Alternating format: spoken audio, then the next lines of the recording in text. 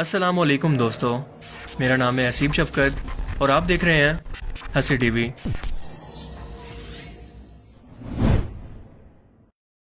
رسول اللہ صلی اللہ علیہ وآلہ وسلم کے اعلان نبوت کے بعد ہندوستان میں اسلام کیسے آیا؟ اس ویڈیو کے فرسٹ پارٹ میں ہم نے جانا کہ کیسے عرب تاجروں نے ہندوستان کے ساحل سمندر کے علاقوں میں اسلام کے پیغام کو پہنچایا اور پھر سندھ کے راجہ داہر کو محمد بن قاسم نے 714 میں موجودہ کراچی کے دیبل کے مقام پر شکست دی، مگر اپنے سسر حجاج بن یوسف کی موت کی خبر سن کر انہیں فوراً ایران واپس آنا پڑا اور اسی دوران بادشاہ وقت ولید کی 615 کے اندر اچانک سے ہارٹ اٹیک سے موت ہو گئی،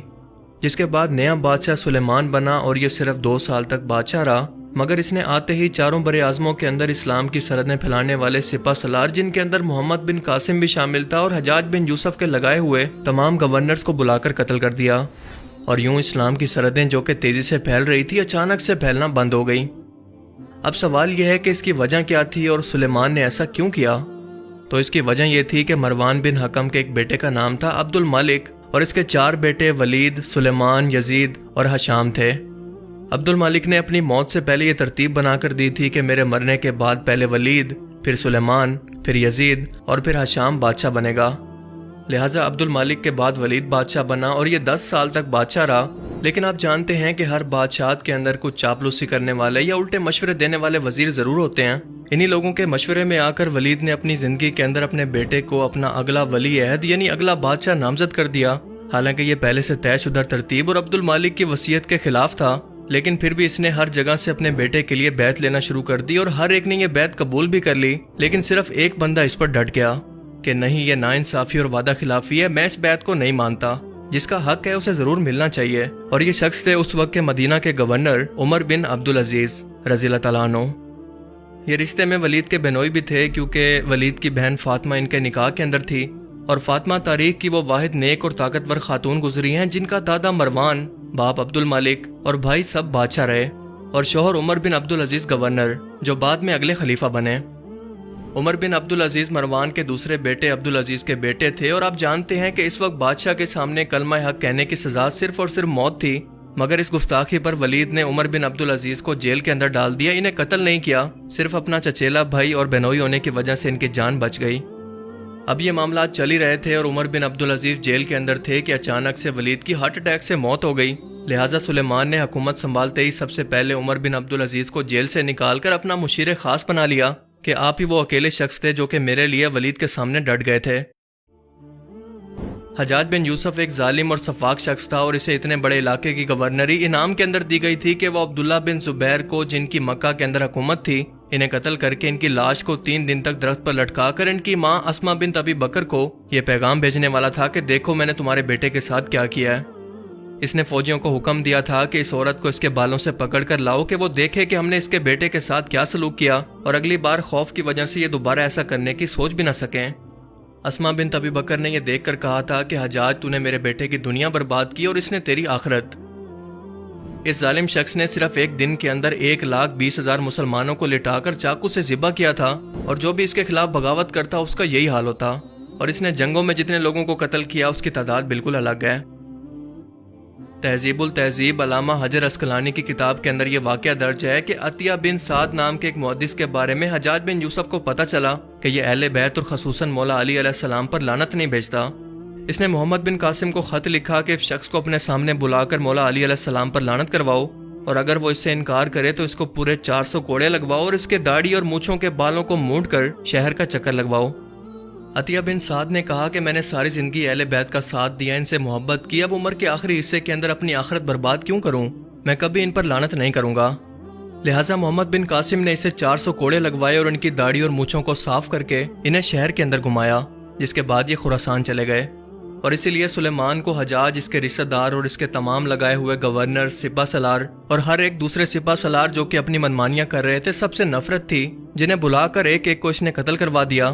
اور دوسرا یہ سب ولید کے بیٹے کی بیعت کرنے کو بھی تیار ہو گئے تھے، اور یہی وجہ تھی کہ سلیمان نے بدلے کی آگ کے اندر حد کو تجاوز کر دیا۔ سلیمان نے اپنی زندگی کے اندر ایک خط لکھ کر اپنے بھائیوں کو اس پر بیعت لینے کا کہا کہ جس شخص کا نام بھی اس خط کے اندر ہوگا تم مجھ سے وعدہ کرو کہ اگلا بادشاہ اس کو چنو گے، لیکن بعد میں جب خط کھلا تو پتہ چلا کہ اس کے اندر عمر بن عبدالعزیز کا نام تھا۔ اب یہ کیونکہ ان کے بنوئی تھے اور بنو امیہ خاندان سے ہی تھے، لہٰذا نہ چاہتے ہوئے بھی عمر بن عبدالعزیز کو ان لوگوں نے حکومت دے دی، مگر صرف 2.5 سال کے اندر 35 سال کی عمر کے اندر انہیں بھی بنو امیہ نے زہر دے کر شہید کر دیا، کیونکہ یہ بادشاہت کے نظام کو خلافت کے نظام کے اندر بدل چکے تھے۔ تمام ممبروں پر جو مولا علی علیہ السلام پر بنو امیہ کے لوگ لعنت کروایا کرتے تھے، اسے ہٹا کر وہ الفاظ جو کہ آپ ہر جمعہ کے خطبہ کے اندر سنتے ہیں عمر بن عبدالعزیز نے شامل کروائے۔ سب مظلوموں کی زمینیں جائیدادیں واپس کروائیں، اپنا رہن سہن بادشاہتوں سے بدل کر ایک عام شہری کے اندر بدل دیا، تمام نظام کو اسلامی قانون کے مطابق لے گئے۔ یعنی اسلام کو دوسرا عمر مل گیا تھا، اور ان کی اسی نیک نیتی کی وجہ سے انہیں 5واں خلیفہ راشد بھی کہتے ہیں، کیونکہ انہوں نے ہر معاملے کے اندر حضرت عمر فاروق کی مثال کو سامنے رکھا اور اپنے فکر اور عمل سے ایک بار پھر سے عمر فاروق کے دور کی یاد تازہ کر دی۔ اب حکومتی جائیدادیں واپس ہونے کے بعد بنو امیہ کو اپنی طاقت جاتی نظر آ رہی تھی، لہٰذا انہیں راستے سے ہٹانے کے لیے زہر دے دیا گیا، جس سے عمر بن عبدالعزیز کی وفات ہو گئی۔ یوں 750 کے اندر بنو امیہ کی بدماش حکومت ختم ہو کر بنو عباس کی بادشاہت آ گئی، جو کہ 1258 تک قائم رہی۔ ان لوگوں نے بھی بنو امیہ سے کم نہیں بلکہ بڑھ کر انتقامی کارروائی کی، اور بنو امیہ کے جو لوگ مر چکے تھے انہیں بھی قبروں سے نکال کر ان کی بے حرمتی کی۔ یہ لوگ بھی اہل بیت کے دشمن تھے اور ڈرتے تھے کہ کہیں بنو ہاشم پھر سے خلافت کے اندر شامل نہ ہو جائیں، لیکن اس بارے میں زیادہ بات کرنے سے بہتر ہے کہ آپ صرف یہ سمجھ لیں کہ امام باقر، امام جعفر صادق، امام موسیٰ کاظم، ان سب پر کیا ظلم نہیں ہوئے، کیسے دردناک طریقے سے انہیں زہر دے کر قتل کیا گیا، اور یہ سب بنو عباس کے دور میں ہوا۔ اگلے 70 سال تک اسلام انہی حکومتوں کی رد و بدل کے اندر ہندوستان کے اندر داخل نہ ہو سکا، اور پھر وقت آیا 976 کا، جب بنو عباس کی حکومت ایک کے بعد ایک ٹوٹ کر دنیا کے اندر 8 بڑی سلطنتیں قائم ہو گئی۔ مثال کے طور پر سامانی سلطنت، فاطمی، بنو بوائی، سلجوقی، خوارزم شاہ غوری اور غزنی سلطنت، جس کی بنیاد سلطان محمود غزنوی کے والد سبکتگین نے رکھی، اور یہ وقت تھا رسول اللہ صلی اللہ علیہ وآلہ وسلم کے اعلان نبوت کے 370 سال کے بعد، اور محمد بن قاسم کے سندھ پر حملے کے تقریباً 101 سال کے بعد۔ سندھ پر تو محمد بن قاسم کے دور سے مسلمانوں کی حکومت قائم ہو گئی تھی، لیکن اس وقت لاہور کے علاقے سے کابل تک ایک راجہ کی حکومت تھی جس کا نام تھا جے پال۔ جب اس نے دیکھا کہ میرے بغل کے اندر ایک اسلامی ریاست بن رہی ہے اور ایسا نہ ہو کہ کل کو میرے لیے خطرہ بن جائے، تو اس نے فوراً 979 یعنی 979 کے اندر غزنی سلطنت پر حملہ کر دیا، اور کابل اور غزنی کے درمیان ایک جنگ ہوئی، مگر جے پال اس میں بری طرح سے ہار گیا۔ اس نے سبکتگین سے معافی مانگی، اپنی جان کی پناہ مانگی، خراج دینے کا وعدہ کیا اور کہا کہ میں آئندہ کے بعد اس طرح کی غلطی کبھی نہیں کروں گا، لیکن واپس جا کر اس نے وعدہ خلافی کی، اور اسے پتا تھا کہ اب کی بار سبکتگین اس وعدہ خلافی پر بدلہ لینے ضرور آئے گا، لہٰذا اس نے آس پاس کے ہندوستان کے راجاؤں کو خط لکھ کر ایک بڑی فوج جمع کر لی، مگر سبکتگین کی کمال حکمت عملی سے یہ ایک بار پھر سے پشاور کے مقام پر بری طرح سے شکست کھا کر بھاگ گیا، جس کے بعد پورا کابل، پشاور اور لاہور کا کچھ علاقہ غزنی سلطنت کے اندر شامل ہو گیا۔ 997 یعنی 997 کے اندر سبکتگین کا انتقال ہو گیا، اور ان کے 2 بیٹے تھے، ایک کا نام تھا اسماعیل اور دوسرا محمود۔ پہلے پہل اسماعیل بادشاہ بنا، مگر صرف ایک ہی سال کے اندر اسے ہٹا کر سلطان محمود غزنوی نے 998 کے اندر پوری حکومت خود سنبھال لی، اور جے پال سے سرحدوں پر ان کی جنگیں مسلسل جاری رہی۔ سن 1001 کے اندر سلطان محمود غزنوی نے اٹک کے مقام پر جے پال کو بری طرح شکست دی، جس کے بعد یہ ہمت ہار گیا اور اپنی حکومت اپنے بیٹے انند پال کے حوالے کر کے اس بدنامی اور بے عزتی میں خودکشی کر لی۔ اسی دوران سلطان محمود غزنوی کی حکومت کے اندر سندھ اور ملتان تک کے آس پاس کے علاقوں کے اندر سنی شیعہ کی خانہ جنگی شروع ہو گئی، اور جب وہ اسے سلجھانے نکلے تو جے پال نے موقع دیکھ کر سندھ اور لاہور کے راستے غزنی سلطنت پر حملہ کر دیا، مگر بری طرح سے ہار کر کشمیر بھاگ گیا۔ اب سلطان محمود کو غصہ تو بہت آیا، لیکن وہ صرف اس کا بدلہ لینا چاہتے تھے، انہیں ہندوستان کو فتح کرنے کے اندر کوئی دلچسپی نہیں تھی، کیونکہ ان کے مطابق یہ کوئی سویلائزڈ نیشن، کوئی قدیم تہذیب یا سلطنت تو تھی نہیں جسے حاصل کرنے کے لیے وہ جنگ کرے۔ جو شخص بھی جنگ ہارتا یا ملک بدر ہوتا تو وہ اسی ہندوستان کے اندر جا کر پناہ لیتا، یعنی یہ ہارے ہوئے لوگوں کی پناہ گاہ تھی، جیسا مغلوں نے کیا کہ ہارنے کے بعد ہندوستان آئے اور یہاں پر حکومت قائم کر لی۔ سلطان محمود کے مطابق اس سے بہتر ہے کہ اپنی سلطنت کے دوسری طرف نکلا جائے، جہاں پر سامانی سلطنت اور خراسان کا علاقہ تھا۔ دوسری طرف انند پال نے اپنے باپ کے نقش قدم پر چلتے ہوئے پورے ہندوستان کے راجہ مہاراجاؤں کو خط لکھ کر آخری بار اپنی فوج جمع کرنے کی درخواست کی کہ ایسا نہ ہو کہ ہم سب کے سب ایک ساتھ مارے جائیں، اور یوں لاہور اور پشاور کے مقام پر ایک بار پھر سے جنگ ہوئی، اور اس نے ایک بار پھر سے بری طرح سے ہار کر اپنا خاندانی ریکارڈ قائم رکھا۔ اب سلطان محمود نے سامانی سلطنت اور خراسان کے ایک بڑے علاقے کو فتح کر لیا، اور اب بغداد کو فتح کرنے کے بارے میں سوچ ہی رہا تھا، لیکن دوسری طرف ایسا نہیں تھا کہ ہندوستان کے اندر لوگ یہ شکست کھانے کے بعد آرام سے بیٹھ گئے تھے، بلکہ جگہ جگہ پر بغاوت اور چھوٹے موٹے حملے ایک کے بعد ایک ہو رہے تھے، مگر سلطان محمود نے انہیں ہر بار ان کے گھر کے اندر گھس کر سبق سکھایا کہ اپنی اوقات میں رہیں، خبردار اگر غزنی سلطنت کی طرف آنکھ بھی اٹھا کر دیکھا تو۔ انہی باغیوں کو سبق سکھانے کے لیے انہوں نے ہندوستان پر 17 بار حملے کیے۔ آخری بار تو یہ گجرات تک آ کر سومناتھ کے مندر کو بھی توڑ گئے تھے، کیونکہ اس زمانے کے اندر ایسی عبادت گاہوں کی جگہوں کے اندر تمام باغی منصوبہ بندی کیا کرتے، یہ ان کی سازشوں کا سب سے بڑا مرکز ہوتا۔ ان کے راستے میں کئی سو مندر آئے، کئی گاؤں اور شہر گزرے، مگر انہوں نے کسی کو ہاتھ تک نہیں لگایا سوائے سومناتھ کے مندر کے، کیونکہ یہ سازش کا مرکز تھا، اور یہاں کے لوگوں، عورتوں اور بچوں نے بھی ان لوگوں کے ظلم سے تنگ آ کر سلطان محمود کو خط لکھے تھے کہ ہمیں انصاف دلوائیں۔ جب سومناتھ کے اس بڑے بت کو توڑا گیا تو اس کے اندر سے بے تحاشا سونا اور بے تحاشا دولت نکلی، جسے سلطان محمود اپنے ساتھ لے گیا۔ سلطان محمود غزنوی ایک انتہائی نیک اور شریف انسان تھے، لیکن ان سے سب سے بڑی غلطی یہ ہو گئی کہ وہ ہندوستان میں آ کر ہمیشہ ان لوگوں کی ٹھکائی کر کے واپس چلے جاتے، مگر یہاں پر اسلام کا پیغام پھیلانے کے لیے انہوں نے کوئی کوشش ہی نہیں کی، جس کے بعد ہندوستان کے لوگوں نے بھی یہ پروپیگنڈا کیا کہ وہ دراصل آتے ہی ان کو لوٹنے کے لیے تھے، جبکہ حقیقت میں ایسا بالکل نہیں ہے، وہ تو دراصل سازشوں اور بغاوتوں کا جواب دینے آتے تھے۔ سلطان محمود کے بعد غزنی سلطنت نے ایک کے بعد ایک کئی حکمران دیکھے، مگر ابراہیم شاہ جو کہ 1059 سے لے کر 1099 تک بادشاہ رہا، اس کی موت کے بعد غوری سلطنت کو پاؤں پھیلانے کا موقع ملا، اور یہ غور قبیلہ کابل اور ہرات کے درمیان ایک پہاڑی علاقے کے اندر رہتا تھا، اور یہاں کے لوگ غزنی سلطنت کو خراج دے کر اپنی غوری حکومت کو چلایا کرتے۔ اب ابراہیم کی موت کے بعد غزنی سلطنت کے اندر خانہ جنگی شروع ہو گئی، اور اسی کا فائدہ اٹھا کر غوری سلطنت نے غزنی سلطنت پر سیف الدین کی قیادت کے اندر حملہ کر دیا اور غزنی شہر پر حملہ کر کے اپنی خود کی حکومت کا اعلان کیا۔ لیکن ابراہیم کی فوج نے اچانک حملے کے اندر انہیں پسپا کر کے واپس بھیج دیا اور سیف الدین کو قتل کر دیا، جس کے بعد اپنے بھائی کی موت کا بدلہ لینے کے لیے علاؤ الدین نے پورے کے پورے غزنی شہر کے اندر آگ لگا کر اس پورے شہر میں قتل عام کر دیا۔ 1156 میں علاؤ الدین کا انتقال ہوا تو اس کا بیٹا بادشاہ بنا، اور اس کے بعد اس کے چچیلے بھائی غیاث الدین اور اس کا بھائی شہاب الدین۔ 1156 سے 57 کے اندر ان دونوں بھائیوں کی حکومت غوری سلطنت قائم ہوئی، جو کہ 1206 تک قائم رہی،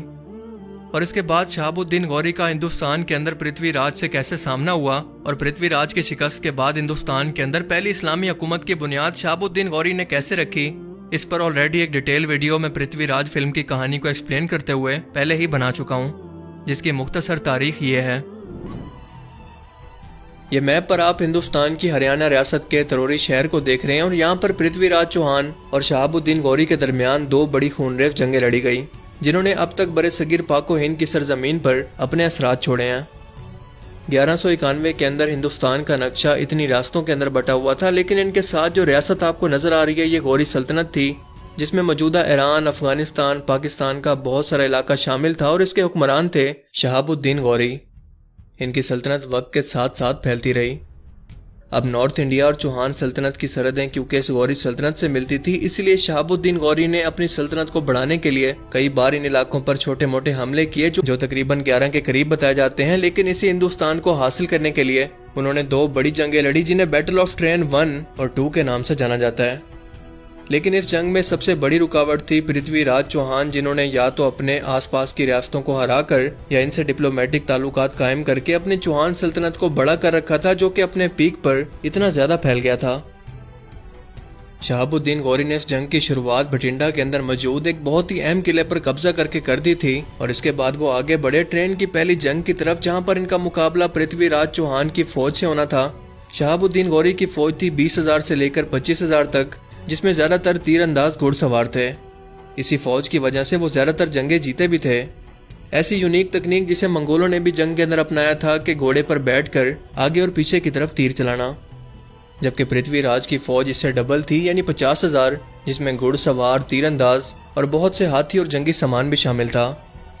شہاب الدین غوری کو اپنے انہی گھڑ سواروں پر اتنا یقین تھا کہ وہ اپنے سے ڈبل فوج کے ساتھ بھی جنگ میں کود پڑے، جو کہ ان کا سراسر جذباتی فیصلہ یا بے وقوفی تھی، کیونکہ یہ گھڑ سوار تبھی فائدہ مند ہو سکتے تھے جب جنگ کے اندر فوج بکھری ہوئی ہو، جبکہ پرتھوی راج کی فوج کافی منظم تھی اور ایک ساتھ ترتیب کے اندر موجود تھی، جو ان تیر اندازوں کے حملوں کو ایک ساتھ مل کر روک پائی۔ یہاں پر پرتھوی راج کی فوج کا بھی کافی جانی نقصان ہوا، مگر اتنا زیادہ نہیں جتنا شہاب الدین نے سوچا تھا۔ اس کے بعد ڈائریکٹ ان کی فوج نے حملہ کیا تو شہاب الدین کی فوج کے اندر موجود کئی سردار اور سپاہی انہیں چھوڑ کر یہاں وہاں بھاگنے لگے، लेकिन शहाबुद्दीन ने अपनी फौज का हौसला बढ़ाने के लिए अपनी फौज के आगे जाकर लड़ने का फैसला किया। इसी दौरान पृथ्वीराज का भाई गोविंद रॉय, जो इस जंग में शामिल था, इसने एक भाले से शहाबुद्दीन पर वार किया, जिससे वो शदीद जख्मी हो गए, या यूं कहें कि अधमरे होकर रह गए। इसी दौरान इनकी फौज के एक तुर्किश सिपाही ने इन्हें यहाँ से उठाकर अपने घोड़े पर बिठाया और अपने साथ ले गया, और अगर ऐसा ना होता तो शायद अपने जख्मों की वजह से वो उसी दिन वहीं पर मर जाते। यूं ट्रेन की पहली जंग शहाबुद्दीन गौरी बुरी तरह से हार गए और वापस अफगानिस्तान के इलाके में आ गए। पृथ्वीराज की फौज इनका पीछा करके इन्हें यहीं पर मारना चाहती थी, मगर शहाबुद्दीन की फौज के घोड़े बहुत ही आला नस्ल के और तेज रफ्तार थे, जिनका मुकाबला करना मुमकिन नहीं था। शहाबुद्दीन ने इस शिकस्त को और बेइज्जती को दिल पर लिख लिया और कसम खाई कि जब तक इस शिकस्त का बदला ना ले लूं, ये जंग का लिबास नहीं उतारूंगा, किसी औरत से नहीं मिलूंगा, ना नरम बिस्तर पर सोऊंगा, ताकि हर लम्हा मुझे इस शिकस्त का एहसास दिलवाता रहे। 1 साल तक उन्होंने मुसलसल तैयारी की और 1.5 लाख की तरबियत याफ्ता फौज को फिर से इकट्ठा किया, जबकि दूसरी तरफ पृथ्वीराज प्यार मोहब्बत के चक्कर में पड़कर रियासत के मामलात से गाफिल होने लगे। उन्होंने गढ़वाल सल्तनत के राजा जयपाल की बेटी को जबरदस्ती उठाकर इससे मोहब्बत की शादी कर ली थी, और ये गढ़वाल सल्तनत चौहान सल्तनत के पीछे मौजूद थी। अगर इन दोनों की आपस में दुश्मनी हो जाती तो एक तरफ से शहाबुद्दीन और दूसरी तरफ से गढ़वाल सल्तनत के बीच में चौहान सल्तनत की फौज फंस कर रह जाती, एक साथ इन दोनों से ना लड़ पाती। इस टाइम के अंदर इनका चौहान अंपायर भी बहुत ज्यादा फैल चुका था, और बठिंडा का किला भी जो शहाबुद्दीन ने हासिल किया था वो भी वापस ले लिया था। इससे पहले की ट्रेन की पहली जंग के अंदर हमने जाना था कि पृथ्वीराज की मदद इसके आसपास की रियासतों ने की थी अपनी फौज और असले की सूरत में, मगर इस बार गढ़वाल सल्तनत जो कि ससुराल था पृथ्वीराज का, इसने मदद करने से इनकार कर दिया।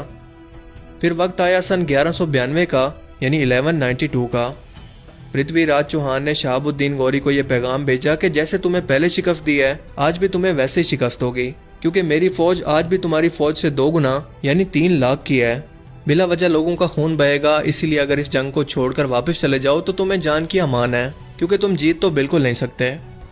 शहाबुद्दीन ने तकब्बुर से भरा हुआ खत पढ़ा तो उसका जवाब दिया कि मुझे अपने भाई से मशवरा करना है, जो कि इस वक्त गौरी सल्तनत पर मौजूद है। पृथ्वीराज ने इस जवाब को शहाबुद्दीन की हार समझ लिया और तमाम फौज रात भर रक्स व शबाब और शराब के नशे में मस्त रही, और देखते ही देखते सुबह की रोशनी निकलने से पहले शहाबुद्दीन गौरी ने इस गाफिल फौज पर हमला करके इसे वो इबरतनाक शिकस्त दी कि पूरा दिन सुबह से शाम तक जंग चली। शहाबुद्दीन ने मुख्तलिफ किनारों से हमला करके पृथ्वीराज की फौज को टुकड़ों में तोड़ दिया। हाथियों की बड़ी तादाद मर जाने की वजह से फौज कमजोर होना शुरू हो गई। पृथ्वीराज ने फौज का मोराल बढ़ाने के लिए वही गलती की जो कि शहाबुद्दीन ने की थी, यानी फौज के आगे आकर लड़ने लगे। लेकिन इसी दौरान शहाबुद्दीन गौरी की फौज ने इन्हें पकड़कर कैद कर लिया और अपने साथ अफगानिस्तान साथ ले जाकर या तो इन्हें कत्ल कर दिया या कैद खाने में ही इनकी मौत हो गई। और यूं ये जंग शहाबुद्दीन गौरी ने जीत कर हिंदुस्तान की सरजमीन के एक बड़े हिस्से को गौरी सल्तनत के अंदर शामिल कर लिया, जो कि 1215 तक इसी तरह से कायम रहा। जबकि शहाबुद्दीन गौरी का मकबरा आज भी पाकिस्तान के शहर जेलम की डिस्ट्रिक्ट दीमक में मौजूद है। इस जंग की वजह से पूरी बरे सगीर की तारीख ही बदल गई, क्योंकि इसके बाद कई हुक्मरानों ने हिंदुस्तान की सरजमीन पर हमला करके इस पर कब्जा किया, जिसकी सबसे अच्छी मिसाल है मुगल। अगर ऐसा ना होता तो आज का हिंदुस्तान बिल्कुल मुख्तलिफ होता, क्योंकि इससे पहले हिंदुस्तान पर जितने भी हमले हुए, जंग जीतने के बाद ये हुक्मरान अपने अपने मुल्कों में वापस चले गए। लेकिन शहाबुद्दीन गौरी ने पहली बार जंग जीतने के बाद इस इलाके को अपनी रियासत में शामिल किया। आज भी इस जंग के असरात इंडिया पाकिस्तान की सरजमीन पर इतने हैं कि एक तरफ तो इंडिया पृथ्वी मिसाइल बनाता है, तो इसके जवाब में पाकिस्तान गौरी मिसाइल। तो ये थी कहानी हिंदुस्तान के अंदर इस्लाम की आमद की मुकम्मल इस्लामिक टाइमलाइन की रोशनी में। मुझे उम्मीद है कि इस वीडियो से आपको बहुत कुछ नया जानने को मिला होगा और ये वीडियो आपको पसंद आया होगा। अगर ये वीडियो आपको अच्छा लगा तो इसे लाइक कीजिए, और अब मैं मिलूंगा आपसे एक ऐसी ही नई इंटरेस्टिंग वीडियो में। Thanks for watching this video. अल्लाह हाफिज़।